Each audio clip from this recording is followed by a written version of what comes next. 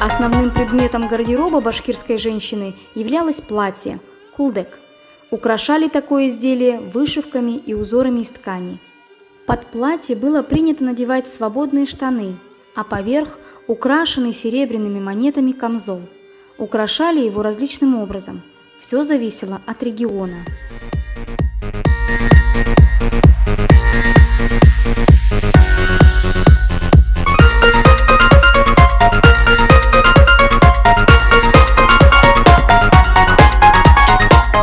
Национальный мужской костюм не так разнообразен и был более сдержан в исполнении.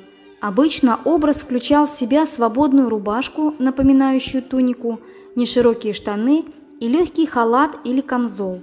Яркие ткани и богатый орнамент присутствовали только в праздничной одежде.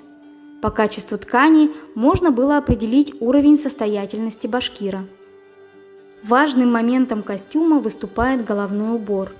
Он мог рассказать о благосостоянии владельца, о возрасте женщины, а нашитые камни выполняли роль оберега. Женские головные уборы представлялись в большом ассортименте, а их украшение отражало национальный колорит.